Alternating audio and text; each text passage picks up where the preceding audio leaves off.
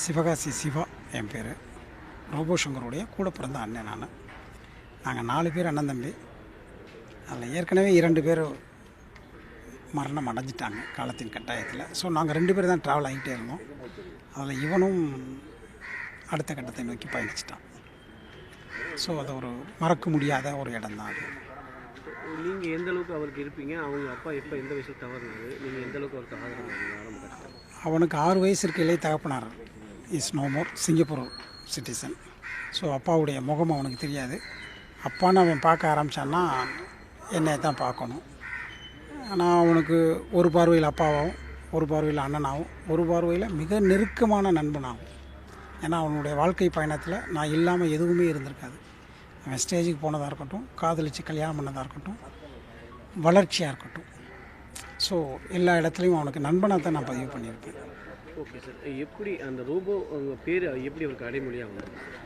Sir, அவன் கல்லூரி நாட்களில் மேடை கலைஞன் நான் மாறணும்னு நினைக்கல. அன்றைக்கி 1996, 97 காலகட்டத்தில் மதுரையில் அபிநயா அந்த மாதிரி நிறையா மேடை நிகழ்ச்சி பண்ணுற இடங்களில் அவன் உள்ளே போகையில் கமல் சாருடைய மிகப்பெரிய பக்தன் அவன், வெறியனோட சொல்லலாம். சாருடைய டான்ஸ் எல்லாம் இன்றைக்கும் பக்காவாக பண்ணுவான்.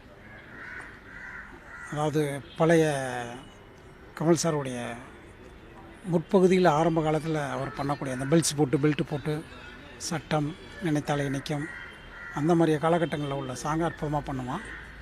ஸோ யாரும் இது பண்ணுறதுக்கெலாம் ஆள் இருக்காங்க, ஏதாச்சும் வித்தியாசமாக பண்ணணுங்கையில் அவன் பள்ளி நாட்களில் இருந்தே ஒரு மிகப்பெரிய ஜிம்முக்கு போகக்கூடிய பழக்கம் உள்ளவன்.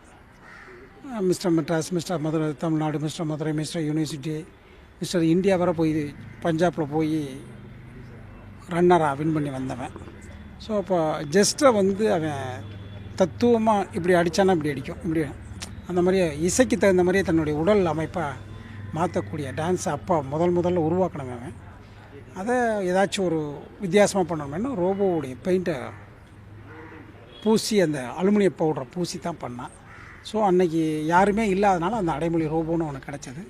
அதுக்கப்புறம் அதை பார்த்து நிறையா கலைஞர்கள் உருவானாங்கன்னா அதை அடுத்த ஆளுக்கு வழிவிட்டுட்டு அவன் அப்படியே அடுத்த கட்டத்தை நோக்கி வர ஆரம்பிச்சிட்டான். அந்த அலுமினிய பெயிண்ட் தான் அவருக்கு ஒத்துக்கல. ஒருவேளை அது கூட இருக்கலாம். ஏன்னா அவன் கிட்டத்தட்ட 1 நாள் 2 நாள்லாம் இல்லை, ஒரு 1000 ஸ்டேஜுக்கு அதை பண்ணியிருப்பான். இப்போ 1000 முறையும் பூசணும், உடம்புல அது ஒரு 3 மணி நேரம் 4 மணி நேரம் நிற்கணும், அதுக்கப்புறம் ரிமூவ் பண்ணணும். அதில் என்ன இருந்துச்சுன்னு தெரியாது. ஒருவேளை அது கூட அவனு ஒரு உந்துதலுக்கு வந்திருக்க காரணமாக இருக்கலாம். இதுதான் நம்ம சொல்ல முடியாது, அது தப்பாகி போயிடும்.